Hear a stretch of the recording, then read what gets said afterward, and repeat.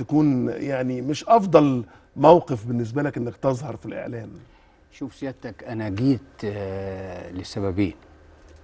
اولا تقديرا لشخصك انت، ربنا يخليك يا استاذ فريد. الحقيقه يعني شكرا.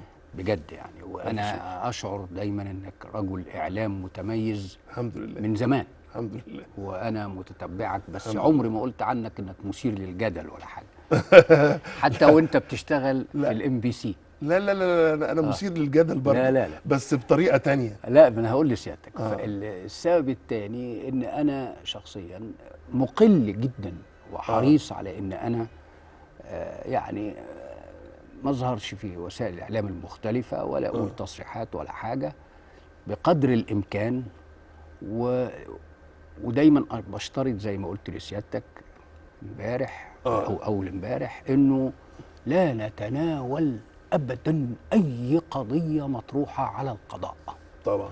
وشايف سيادتك في المقدمه تناولت بعض القضايا المطروحه على القضاء، فدي مش هتكلم فيها خالص. يعني سيادتك تكلمني في اي حاجه ما تكونش مطروحه على القضاء. ليه؟ لان القضايا المطروحه على القضاء يجب ان يترك امرها للقضاء.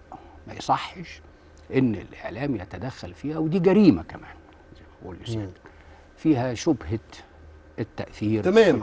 فانا مستعد اجاوب على اي حاجه. والحقيقه حتى يعني ابجديات المهنه بتاعتنا رغم طبعا الفضول الشديد والولع الشديد لدى المشاهد اللي بيتفرج علينا انه يعرف خبايا كتير عن علاقتك بالرئيس السابق وبعيلته، انما احنا يعني ليس بوسعنا يا استاذ فريد الا ان احنا نحترم هذه الثوابت وندخل في الموضوع على طول. ما افتكرش انه له علاقه خالص بالقضيه المطروحه على القضاء. ما صرحت به النهارده تحديدا لجريده المصري اليوم بان الرئيس السابق زعلان من الشعب المصري. هل ممكن تكلمني في الحكايه دي شويه؟ شوف سيادتك، انا ما قلتش من الشعب المصري، من المصريين. لا، ولا قلت من المصريين. انا قلت هو زعلان بصفه عامه، زعلان من الموقف اللي هو ما كانش يتصور انه هو يتعرض لهذه الحمله الشرسه غير العادله اللي بتتناوله بكل النقائص بدون اساس، وتتجاهل تماما كل ما هو طيب وكل ما هو كويس وكل ما هو حتى يا سيدي نص ونص.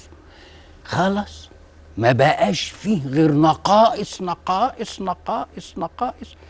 ما الراجل مشي، والراجل لما لقى الامور تسأل سلام عليكم، لا ضرب ولا عمل ولا جري ولا هرب ولا حاجه واحد.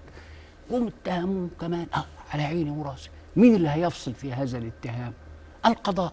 اهلا وسهلا، نحترم القضاء ونحترم حكم القضاء وكل حاجه، لكن في نفس الوقت الذي يجري من تشويه ومن اساءه ومن قذف وسب وكل النقائص اللي في الدنيا عمليه تزعل اي انسان. شوف سيادتك، انا اقول لسيادتك حاجه اللي بيحصل بالمناسبه ما انا هكمل. ما بتحسش معلش نتحاور شويه. ما بتحسش وانت بتقول الكلام ده انك بتستفز مشاعر الشعب المصري؟ شوف سيادتك، سيادتك بتتكلم بتعميم اعتقد انه يعني مشكوك فيه قوي. لان سيادتك لما تقول الشعب المصري عن بكرة ابيه كله كله كله كله، يبقى ده تعميم مش مظبوط. لان حتى هم قالوا لنا وقت الثوره يا استاذ فريد ان مش كل الشعب المصري اللي في التحرير ما تروحوا تشوفوا مصطفى محمود، انما في الواقع الملايين طالبت باسقاط النظام واسقطته. مليون في المية. صح ولا كلام سيادتك مظبوط، ملايين. لكن احنا ما بنتكلمش عن بضعة ملايين، وسيادتك عارف بضعة ملايين يعني حاجة على أصابع اليدين. لكن هناك ملايين أخرى لها موقف مغاير. على الأقل هقول لسيادتك الذي جرى سيادتك. إيه إثباتك؟ يعني إيه إثبات؟ هقول لسيادتك إثبت لي إن في ملايين أخرى لها موقف مغاير. هقول لسيادتك وإن في ناس ما كانتش حابة الثورة تحصل. لا، شوف سيادتك، في فرق بين إنك أنت سيادتك تقول أن الثورة التي حدثت 25 يناير 2011 في 25 يناير هي بالقطع والجزم واليقين خلاف ما حدث اعتبارا من 28 يناير. هذه الثورة التي قامت بحق. تمام. وانتفض الشباب. تمام. وتواعدوا على أن يلتقوا ليعربوا عن رأيهم وعن واخد بال سيادتك. وأول من أيدهم هو حسني مبارك. وسيادتك تندهش، هو اللي أيدهم؟ مال ازاي؟ أقول لسيادتك ازاي.